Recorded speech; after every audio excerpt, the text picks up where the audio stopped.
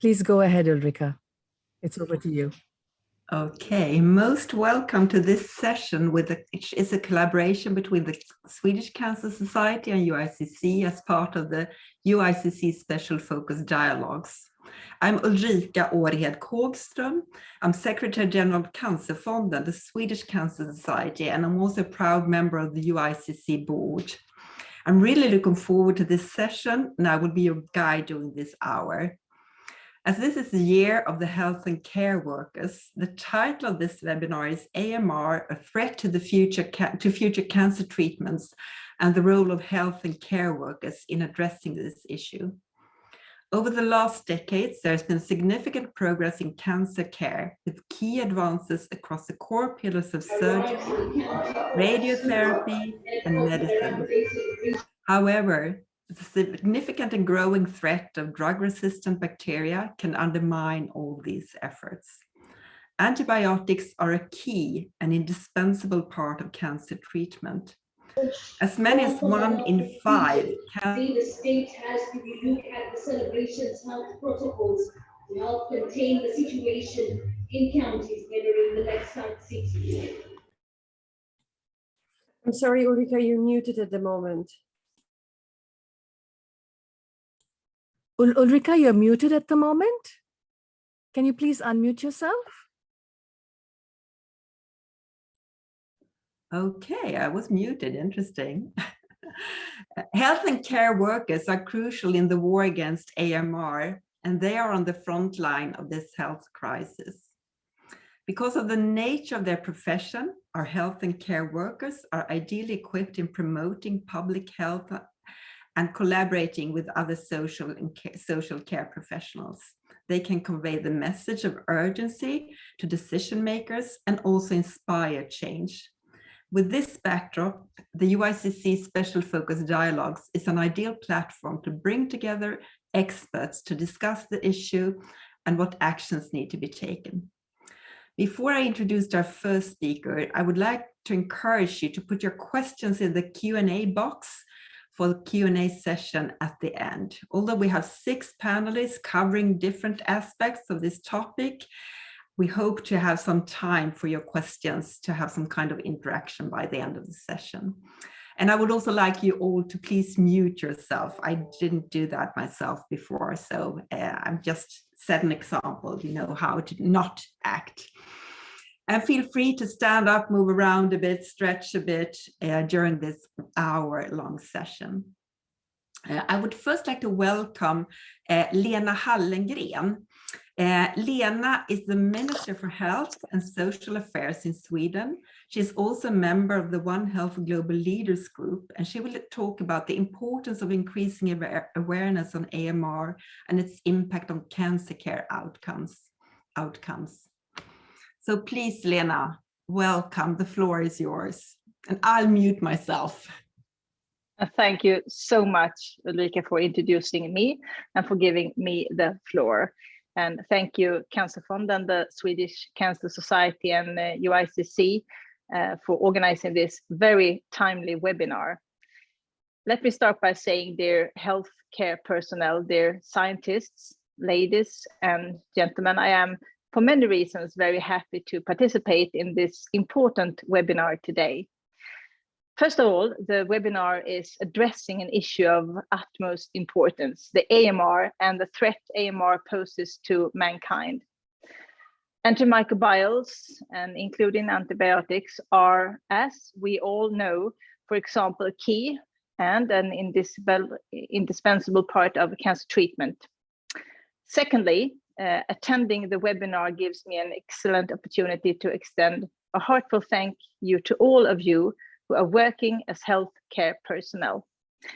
Your commitment and your sacrifice during the ongoing COVID-19 pandemic is and has been crucial. Your selflessness is really making a difference for patients and their relatives. So thank you very, very much for your outstanding work. There are, for good reasons, a lot of attention on COVID-19 right now, and we need to do everything in our power to put an end to this pandemic. But there is another silent pandemic that also needs our full attention. AMR, and the immediate threat AMR is to medical procedures, public health, and food safety, as well as the environment and animal husbandry. Especially medical procedures that pose an increased risk of infection, such as transplants, advanced cancer therapy, and care of premature infants, are dependent on effective antibiotics. Modern medicine would have been largely impossible without these medicines, and we cannot let AMR destroy many decades of medical achievements. So let me be very clear. The fight against antimicrobial resistance and using a One Health perspective is of highest importance for the Swedish government. We're involving multiple areas in this struggle, such as human and animal health, the environment, research, education, trade, and society need to be involved, active, and held accountable for the spread of antimicrobial resistance. And like I said earlier, healthcare personnel are key for a successful outcome in the fight against AMR.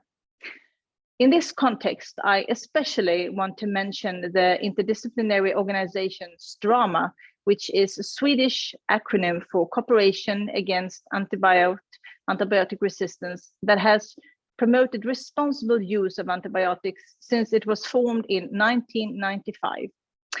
STRAMA has been instrumental in our fight against AMR via close cooperation and dialogue with the prescribers. Research and innovation into AMR are also a Swedish priority. We have implemented a national, long-term AMR research program, and we promote international research cooperation through our engagement in the Joint Programming Initiative on Antimicrobial Resistance. For 2021, 100 million Swedish crowns will be allocated to the National Research Program on AMR. The fight against AMR can never be won without global cooperation, both in the scientific field and on highest political level. WHO is doing a lot, but more needs to be done. One important group for collaboration on highest political level is the Global Leaders Group on Antimicrobial Resistance, which the Swedish government, with me as a representative, is part of. The Global Leaders Group includes members from member states, civil society, and the private sector, and the role and purpose of the One Health Global Leaders Group is to provide advocacy and advisory functions to ensure that action is taken to address the challenge of antimicrobial resistance. I recently participated in the first formal meeting of the GLG, which was chaired by the Prime Minister of Barbados, Mia Motley. On the agenda for the meeting was the development of an action plan of the GLG and mapping of key opportunities for engagement and influence. Neither of these two steering instruments for GLG are ready yet, but to give you just a few examples, the GLG will, for example, advocate around and/or engage in a key global and regional fora such as the G7, the G20, regional, political, and economic blocs, and relevant high-level meetings on health and development. Advocate for a high-level meeting on AMR at the UN General Assembly in 2024 or 2026. Advocate for inclusion of AMR in any global pandemic treaty. Support the establishment of the independent panel on evidence for action on AMR and the partnership platform. So, dear all, this was just a few words from me to start of this important webinar. I wish you all an interesting discussion and lots of energy for the very important work we all need to do to stop AMR. Thank you. Thanks a lot, Lena. We're so glad that you were able to join us today. And we know that you have another assignment in just a few minutes, so you won't be able to stay for the Q&A session. But I would really like to ask you at least one question, and that is, I mean, with your assignment at the One Health Global Leaders Group, what do you hope to achieve during this, with this important assignment? Some personal hopes, what do you want to achieve? Yeah, but really, I mean, the AMR has been a threat to the health of the world for many years. And I really think that it's time that we really focus on AMR.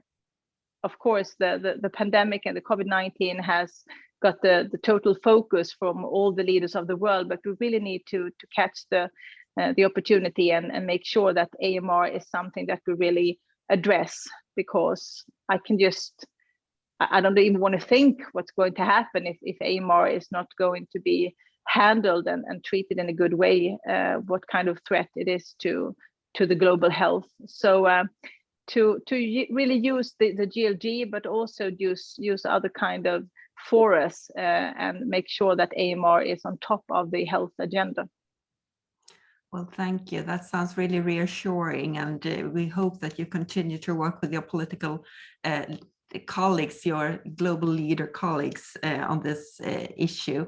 And we know you have to rush, so thanks a lot once again, Lena. Thank you.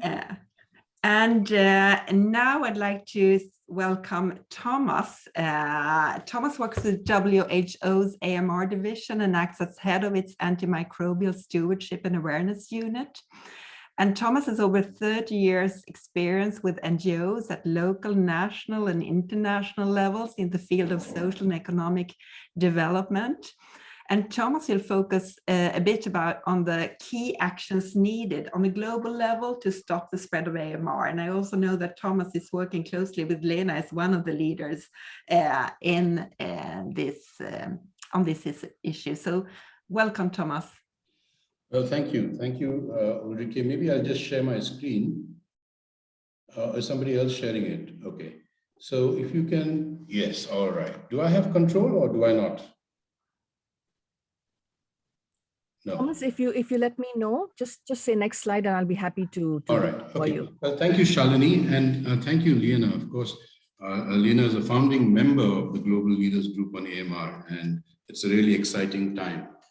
So just to introduce my topic, next slide. You know, this issue of AMR is not just about human health. It's not just about medicine or people who are patients or doctors. It's much broader. And I wanted to locate that first so that there's a sort of context to what needs to be done.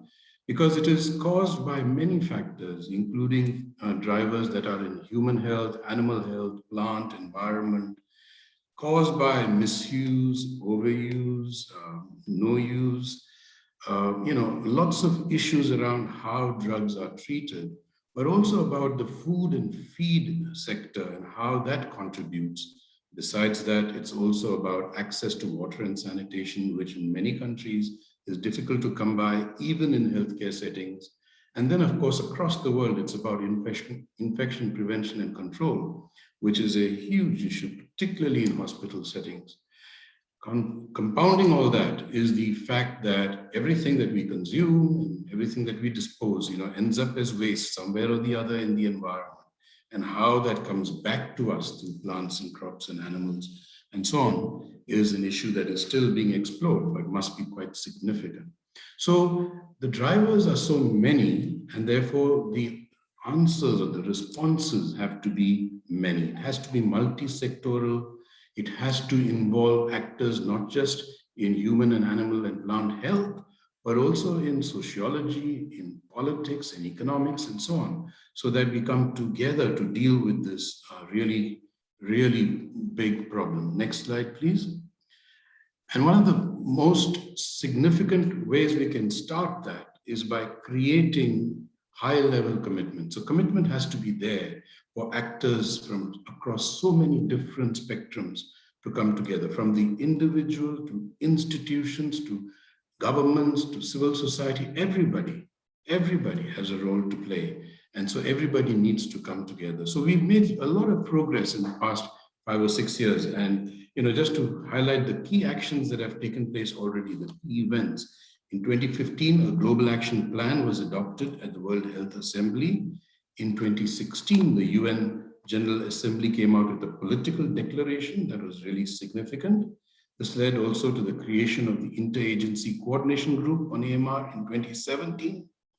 In 2018, the tripartite, which is FAO, OIE, and WHO, signed an MOU to work together on AMR. This led to the establishment of the Tripartite Joint Secretariat hosted by WHO. And of course, from there sprung the kind of governance instruments that Lena has spoken about, like the Global Leaders Group on AMR. And now we are hoping to set up both the independent panel on evidence and action on AMR, as well as the partnership platform on AMR. But I want to move on, next slide please, to the high-level dialogue on AMR. This was the most significant recent event besides the meeting of the Global Leaders Group on AMR. On 29th April, the President of the UN General Assembly brought together member states, leaders from pharma, from agriculture, from UN institutions, international, all sorts of organizations and groupings, including civil society, to discuss and make a really strong recommitment to actions on AMR. And the key issues that were discussed included AMR in the context of COVID, the vision of the Global Leaders Group and what progress has been made so far, how we can tackle AMR at the national country level, which is where most of it, all of it happens, and how do we ensure, and this is a difficult one, how do we ensure sufficient and sustainable AMR financing? It is a reality that everybody knows that if AMR is not dealt with now, it's going to cost billions, and if not trillions, in years to come. If AMR is not dealt with now, when it is claiming maybe about 1 million lives a year, it could lead to 10 million deaths by 2050. So these are big issues that were discussed, and it's important to note that the Global Leaders Group were well represented there, including the prime ministers of both Bangladesh and Barbados, who serve as co-chairs of the Global Leaders Group. Next slide, please. The outcome of this high-level dialogue was a call to action, which was endorsed by 108 countries. So that's really something fantastic. It was coordinated by the Friends on AMR, and it came up with 3 broad areas. One is the financing of AMR, what we should do to finance it. The second is what we need to do to coordinate it, to hold accountability to the different stakeholders, and how do we ensure we manage the governance at the global level. And this, of course, includes those governance instruments Lena also spoke about. And finally, how do we manage AMR at the country level? And how do we ensure that the sustainable development goals are not compromised because of AMR? And how do we make sure that we integrate work on AMR more essentially into every part, every sphere of action? Next slide. And I would like to just summarize the call to action in terms of 4 key actions, in terms of next steps for the world to take. The first is, whatever we've already agreed, let's do that. Let's implement what we've agreed. That includes the 2015 Global Action Plan, which is a good document. It includes the 2016 UN Political Declaration on AMR, and it includes all the national action plans that have been developed since then. So let's start implementing all these documents and making sure they become living instruments. The second is we need to do more, as Lena said. We need to do more. We need to have a comprehensive and coordinated global advocacy and communication strategy that can tackle AMR. So this should include, of course, the Global Leaders Group, but should go beyond that. All of us should become advocates, and communication should become more widespread, whether it's the private sector, whether it's member states, or whether it is civil society. We must all take responsibility to spread the word and bring about real behavior change in how we engage with drugs and how we treat disease. Third is to ensure that this focus on AMR is carried through consistently in every other place. So whether it's the UN food systems, the UN high-level meeting on UNC, or any other meeting, the UN climate change conference, we've got to ensure that AMR is integrated into its agenda and is visible. And finally, of course, we've got to evaluate how we're doing on the implementation of these commitments, how the tripartite plus, which is FAO, OIE, WHO, and UNEP, how these governance mechanisms that are created and how the actions that are being taken help us to share best practices, challenges, and opportunities. Thank you. Thank you, Thomas. Very interesting and valuable to get this overview. And we'll move on to a different perspective with our next speaker, Naomi. And Naomi, she's Regional Ambassador for Africa with the International Society of Nurses in Cancer Care. And Naomi will focus on the crucial role of the nurse in stopping the spread of AMR, a really crucial role. So welcome, Naomi. Thank you very much. First of all, I would like to thank the organizers, the Swedish Cancer Society and UICC, for inviting me to be part of this dialogue and also to speak on the crucial role of nurses in stopping the spread of antimicrobial resistance. Next slide, please. I have no conflict of interest. And as we have all heard from our previous speakers, AMR is indeed a global threat. And the burden is quite huge in low middle income countries. Because we have a lot of infections, also is the economic impact.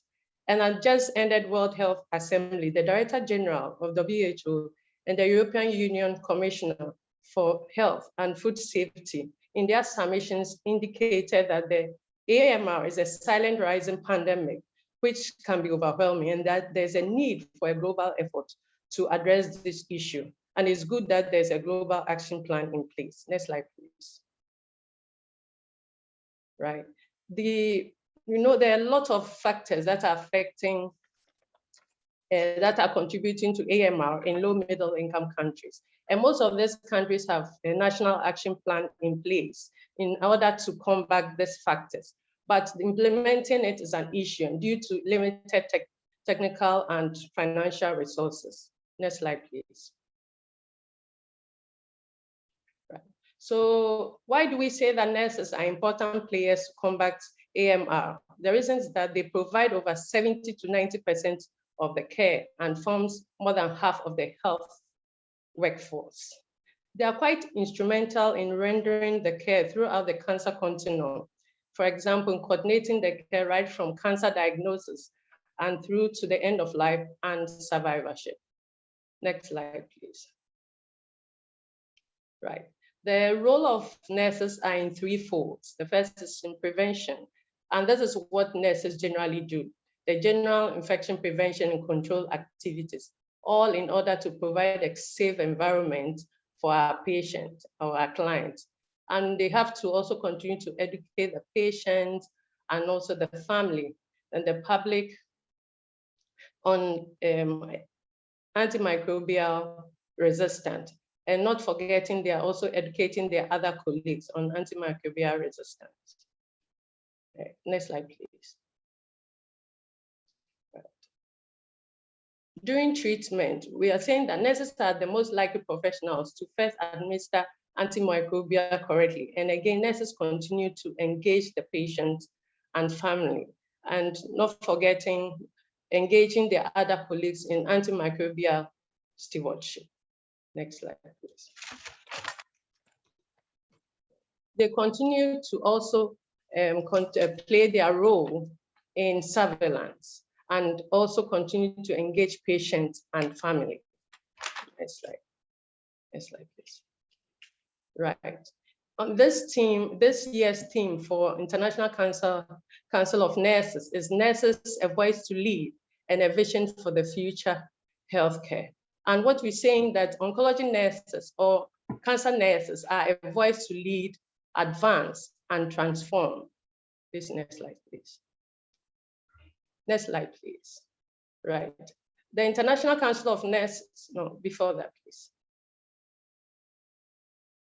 The International Council of Nurses is calling all to action. Oncology nurses, cancer nurses, the multidisciplinary team, all of us, those in other health institutions, non-governmental organizations in health, all the call to action that nurses in all activities that we do in terms of clinical practice, education and training, leadership policies, surveillance and research, we're saying that nurses need to be involved in all committees, which is geared towards combating antimicrobial resistance. Nurses should be part and be involved in it.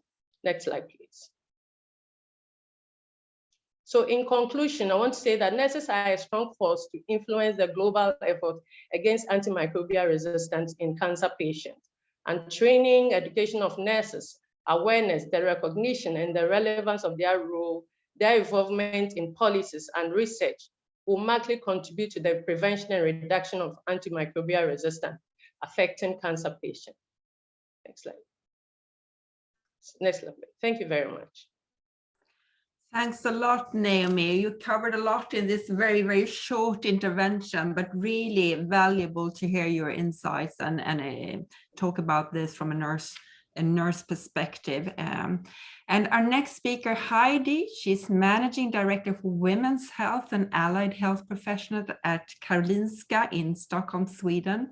She's also President-elect for the World Medical Association. And Heidi, I think you will talk about the role of the health professionals in preventing AMR and secure access to new antibiotics. And this is very Swedish. I only use the first name of all the speakers. I hope you're not offended, but that is to make it a bit more informal. And so the audience think I'm not being polite. We sort of talked about it through before we started this session. So Heidi, please. Thank you so much, Ulrika, for giving me the floor. It's an honor to speak this international audience. And I will correctly speak on the role of the health professional, but health professionals, I would say. We lead the physicians of the world, but it's in close collaboration with all physicians and all health professionals in the world. And this, just as the topic, antimicrobial resistance, is global, health professionals are global, truly. As you listen to Naomi here, the same counts for physicians. The medicine is global, truly. So you can switch to the next slide. We also take a global standpoint when we work with the AMR, because it's not one issue question. It can't be solved easily. It needs collaboration. And here's this picture shows how we work on the European level, collaborating with the veterinarians through the CPME, which is the European organization for physicians, and also with the dentist organization. This is just an example. On a global level, we work through, for example, the World Medical Association, but also through One Health that Lena mentioned. So it's a truly collaborative issue. So to this, we have agreed on or found some key issues to address, and that's all. The most obvious one: use antibiotics when necessary, and really necessary. It's important. The use of antibiotics, the problem is not the number of prescribers, because it's easily prescribed and overprescribed in the world. It's a matter of reducing or limiting the prescribers mainly, and also educate healthcare professionals in prescribing the right ones and avoiding, for example, broad spectrum antibiotics. It's also about promoting diagnostic tests. Many healthcare facilities doesn't have enough of sufficient test materials or tests to use, and we need to promote that as well. not only new antibiotics. We also have to have a dialogue with the public and each patient. So we have to work as health professionals and physicians one-to-one towards the one patient we have in front of us, but also to the broader population, educating them about antibiotics use or not. In this, it's very important also to limit the off-label prescription. It's easy to find that quite pragmatic to use off-label prescription, but it is important to stick to science and what is proven and what is put up as the play field of prescribing antibiotics. And by saying this, I come to the next one. It's important to share data, to register prescriptions, to follow up, to have control, to work with the whole setting of regulations and sharing data. In that way, we can become better and we can benchmark ourselves towards other prescribers, as an example. So then you can take the next slide. So here I just put up some notes. So it's about equitable access and the appropriate use, as I mentioned earlier, the right use of the right antibiotics. So the next one is also adequate health facilities, and because we need to be early on, and if we have enough healthcare facilities, we can use other treatments than antibiotics at home, for example. And also, physicians need to use their legitimacy and their role towards the population to promote the right use of antibiotics. The third one is a sufficient vaccination. It's very important not to forget ordinary vaccinations, and to reduce the spread of infectious diseases, like the basic healthcare needs to be up and rolling to limit the use of antibiotics. Then, as Naomi mentioned, the physicians and healthcare providers' role in working towards the national government and the global organizations, which is very important, as you saw here, the WHO and UN they're on the issue, but it's global. Then when it comes to research and development, we do need research and development. We need it specifically, but also the broad basic ones and sufficient ones. And for the two last one, or again, the basic funding of both basics and applied research for antibiotics, and supporting research facilitations and organizations who work with research towards new antibiotics, and to support the UN and WHO declarations and work with this when it comes to affordability, accessibility, effectiveness of the antibiotics, of course. Here you have to have a global agreement. That was my last pitch. So global agreement on the strategy. Thank you. Thanks a lot, Heidi. Very interesting. And we'll move directly on to Murfin. Murfin, are you with us? Yes, I am. Oh, excellent. You're the head, Murfin is the head of REACT Africa, and will focus on the treatment, including the antibiotics to address AMR. And I think I heard a dog bark behind you. Or and you're also on the UICC task force on AMR. Yes, I am. Yeah. Thank you so much for this invitation. I'll offer some reflections on the issues of access in LIMCs, and I'll connect that with cancer. Next slide, please. And as I start, I would like to acknowledge that REACT is funded actually by CEDA, and we are very grateful really for that funding, because it helps us do work in many countries that we work in. So generally, in most of the low and middle income countries, when you've got a diagnosis of cancer, it's more like a death sentence. When one looks at the costs that they would have to actually incur, if one looks at Kenya, for example, for chemotherapy, it's about $1,400 US. For surgery, it's about $1,300 US, and for radiotherapy, around 1,200. And I mean, access to treatments is still a major global issue in low and middle income countries. And there are many factors actually to that. Just the cost of antibiotics are high. I mean, weak supply chain systems that are not strengthened. We've got, I mean, substandard actually drugs and falsified antibiotics on the market, and just the level of poverty. And also, if one is looking at sub-Saharan Africa, you know, that's where we have the highest levels of infectious diseases, TB, tuberculosis, HIV, and malaria. And antibiotics are really, really indispensable in the treatment of cancer. They are quite crucial. Actually, cancer patients are more prone to actually having infections. And so, you know, they need antibiotics for that. And severe infection and sepsis are really among the most frequent reasons that cancer patients are admitted into intensive care units.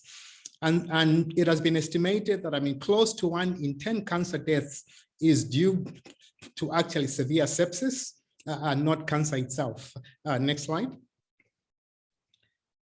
And one of the fundamental reasons that we are in the bind where we are is really, apart from the overuse of antibiotics, is that the pipeline has been dry. And so, I mean, there are no new antibiotics that are coming onto the market. The last time that we saw actually new classes of antibiotics was in the 80s. WHO recently produced a report that showed that, I mean, there are really some potential molecules in the pipeline, really 43 antibiotics in clinical pipeline. There are 7 that have actually more than one innovation criteria, and there are 2 antibiotics that are targeting the multi-drug resistance in terms of the negative bacteria, and these are the ones that cause a lot of havoc in cancer patients. And then when one looks at the reasons, the major reasons that the pharma industry has not been investing in new antibiotics, it's because of low revenue that it brings, and the treatment cost is so small. They would rather invest in NCD drugs that will have actually people on actually for a long time, 40, 50, 60 years. And so, you know, that has been one of the weaknesses that we actually have, is there's low production and low incentives in the pipeline for antibiotics. Next slide.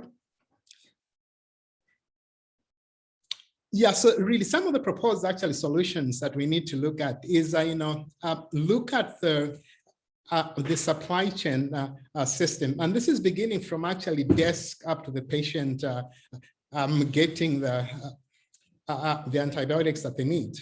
We need to build capacity, and this is all around in research, in pharmacy, in medicine. It's very critical that we do that. We have to strengthen really stewardship actually programs, and also we need to do more advocacy with the government and to actually establish really policies and create an environment that attracts investments. And of course, we have to continue creating awareness about these molecules. Innovative ideas in promoting the development of new antibiotics, we need to move away from the current model and actually delink the R&D actually cost and sales as, you know, the means of making profit.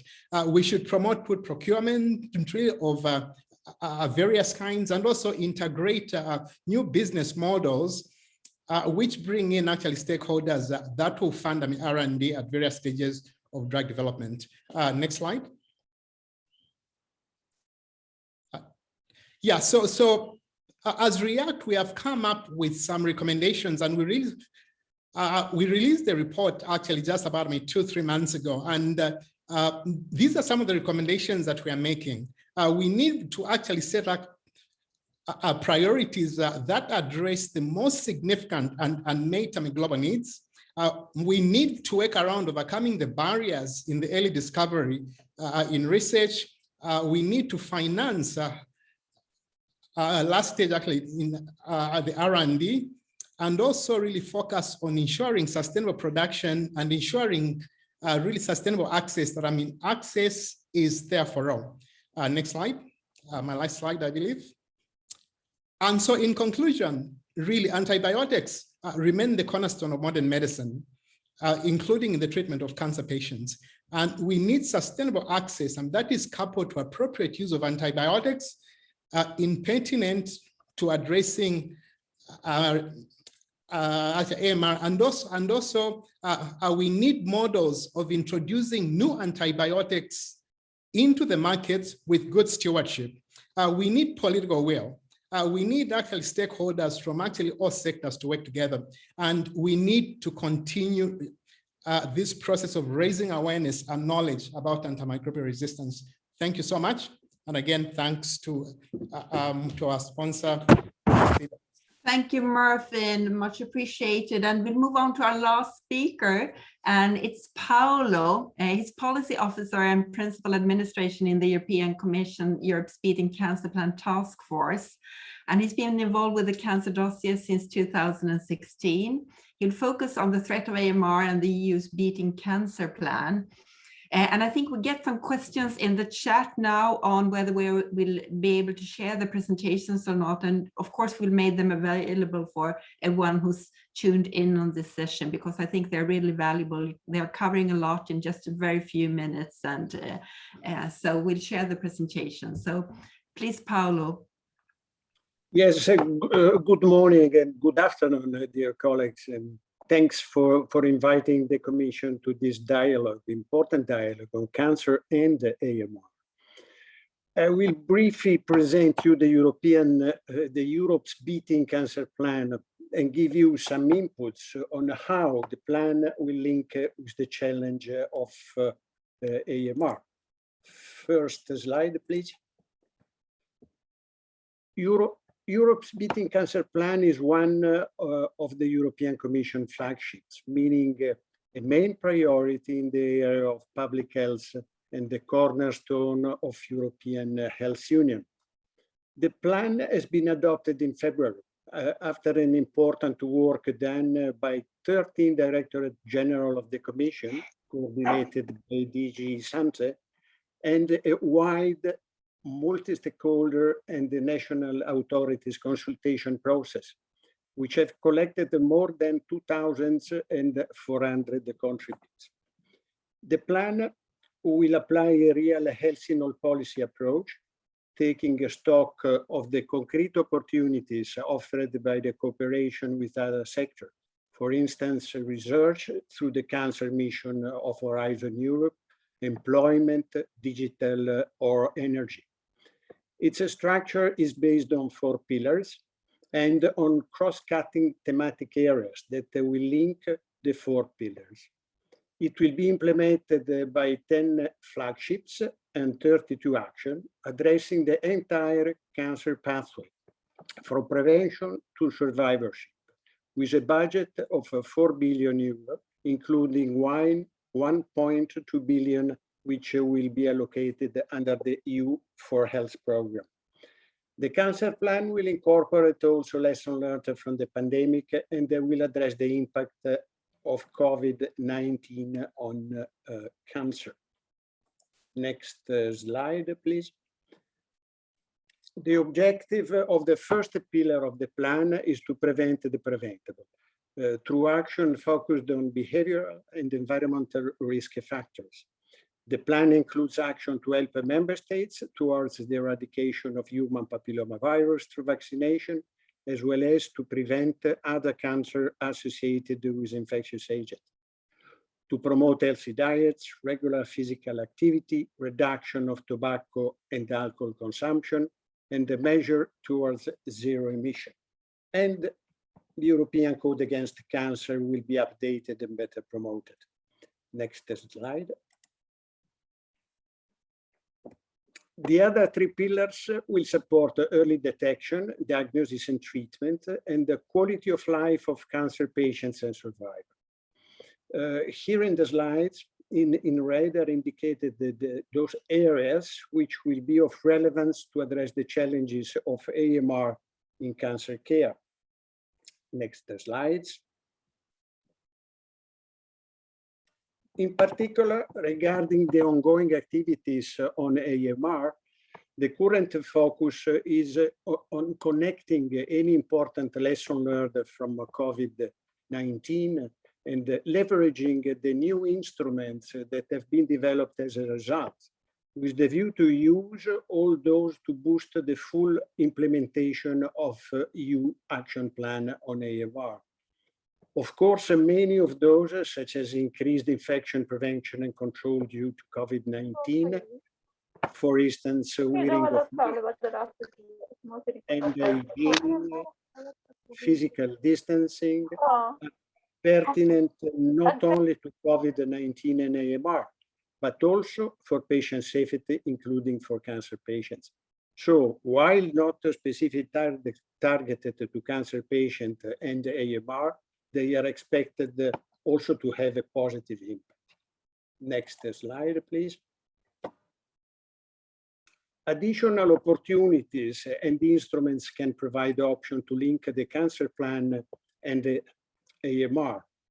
For instance, the information sharing process of best practices based on scientific and clinical evidence will be of a fundamental importance. Concretely speaking, the submission of best practices through the best practice portal of the Commission will give the chance to teach and learn from other experiences and take and transfer the practices between countries and regions, including those best practices addressing prevention and treatment of AMR. Next slide. Other instruments, indeed, such as the Commission Health Policy Platform, will offer the possibility to multi-stakeholder networks to share information, discuss and animate debates around the specific thematic areas. For instance, through the thematic network dedicated to AMR that has been created under the Health Policy Platform of the Commission. Next slide. Last but not least, the oncoming adoption of the annual work plan for 2021 of the EU for Health program will offer funding opportunities for action forecasted under the cancer plan, including in the broad area of AMR. Thank you for your attention. Thank you, Paolo. Very interesting. And I've seen there is some activity in the chat. There's a lot of positive feedback for you, Naomi, on the role of the nurses, which hasn't been highlighted as much as you're trying to do today. And a lot of people think that's really important. And also, Murphy, someone said that one of the challenges for especially low and middle income countries is the abuse of antibiotics, and that's really how to tackle that. How can we do that? So, Naomi, you tackled the role of the nurses, but what do you see as the role of the patient voice in mobilizing political change in health? Can you reflect about that? Okay, thank you very much. I think the patient voice is quite important to drive a change in our health policies. And we always say that to change policy or policies emanate from the grassroots. And now I think most often as health professionals or researchers, we usually do, even to the extent of doing research or even some practice, clinical practice activities, which does not really benefit. We don't really listen to the patient, and those things may not benefit the patient. So, and if we want to drive change or in our health policy, there's a need to listen to the patient voice, because it's the patient who gives that, who will tell you that this is good, the healthcare or whatever he or she is receiving is good or not. And when we listen to them, it will help us to be able to drive this change. And it's quite important that we listen to them and in terms of their experiences in relation to the services that we are giving, so as to know what improvement that we can do or we can bring about in our care. And it's quite important we do that, because their voice is quite important. How can they use their voice unless they have the information? So it's quite important we also give them as much as information that they need, and that will inform them to be able to drive whether this is okay for me or this is not okay. And with that, it will help improve our healthcare to our patient. Yeah, thank you. And Murphy, the special challenges the low and middle income countries face regarding antibiotic use, you touched upon it, but could you expand a bit more on that issue and what we can do? What's the most important thing, behavior change we need?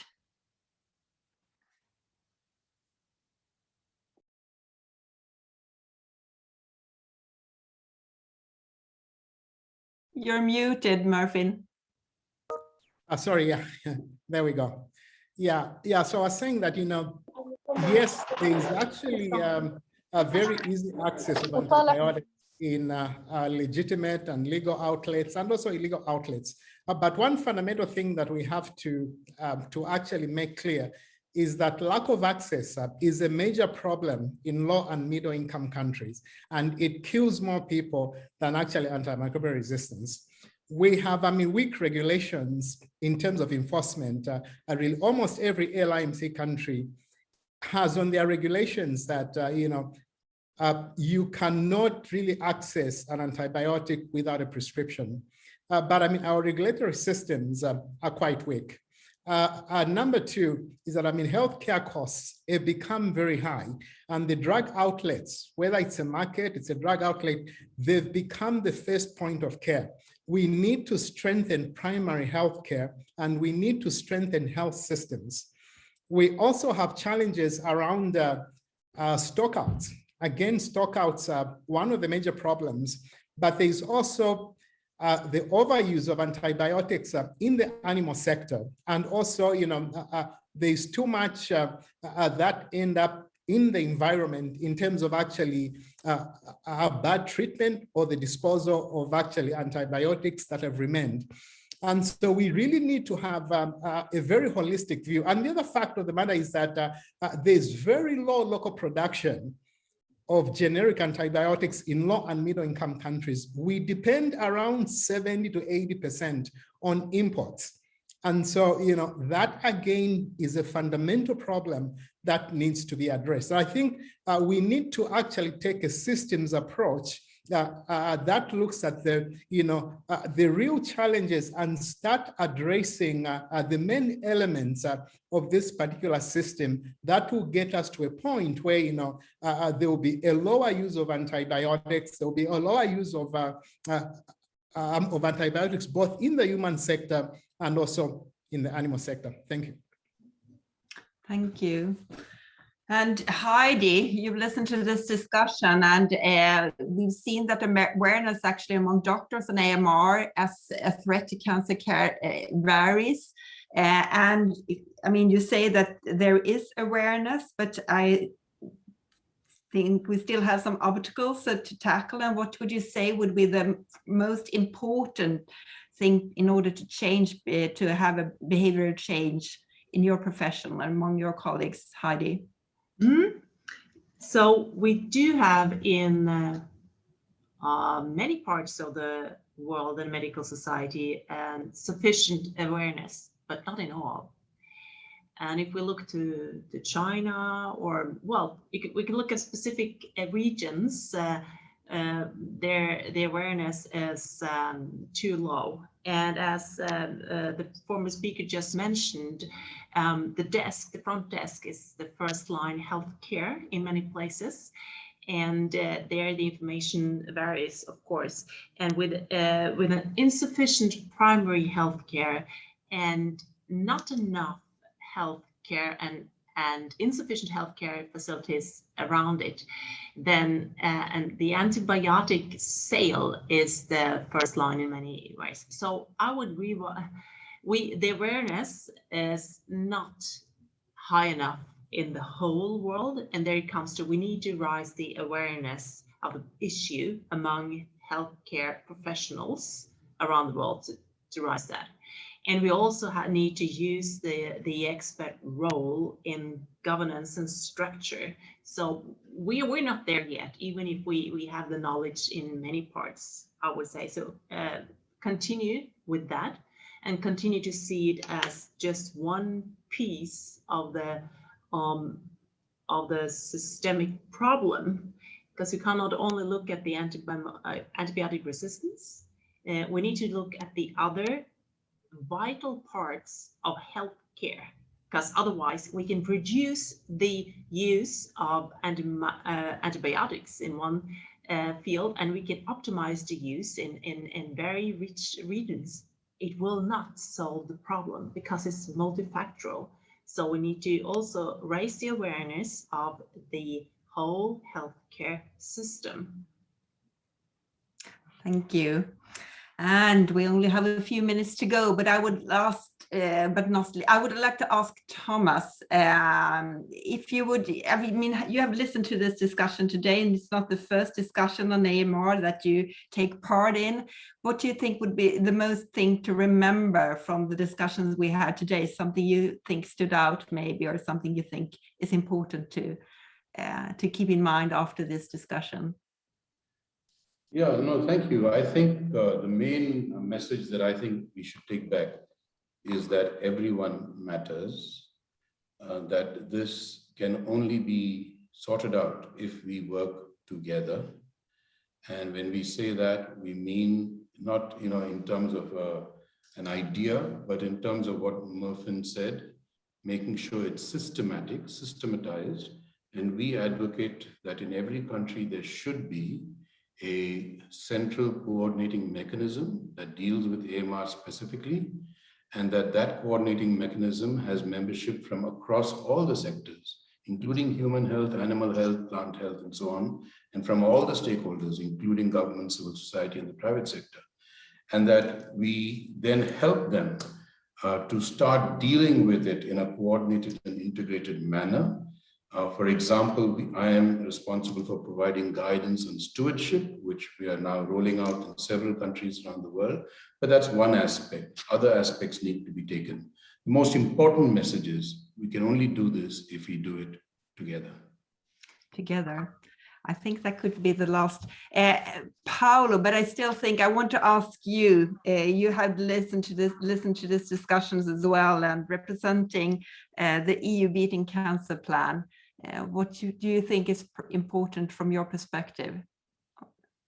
I would say that we are very much online with the main concept that have been underlined, and especially the cross-sectorial approach of the issue of AMR are of crucial interest. And let the voice of a citizen, of patients coalition and association, and obviously nurses, and that must be here, and must be incorporated now that the cancer plan is reaching the start of its implementation. This will be of crucial value for the future. Thank you so much, and thanks to all panelists for your important intervention. Thanks the audience for the discussion and time, and some very interesting questions and remarks coming up in the chat. And I think we would all like you to leave with the following messages: that we can only do this together, and addressing AMR for cancer care outcomes should be high on the global health agenda, and apparently it is, as we've listened to some of the speakers today. And the role of our health and care workers in addressing AMR should be strengthened, and this in turn would positively influence cancer care outcomes. And our health and care workers are leaders in addressing this issue, and can therefore take an active role in promoting attention to AMR and strong infection control practice in medical settings, as well as provide key input to national policy on AMR. And finally, not to forget the importance of access to a rational use of antimicrobials. Thanks for taking your time listening. Thanks to our panelists, and goodbye. Bye. Bye, and thank you very much, Ulrika.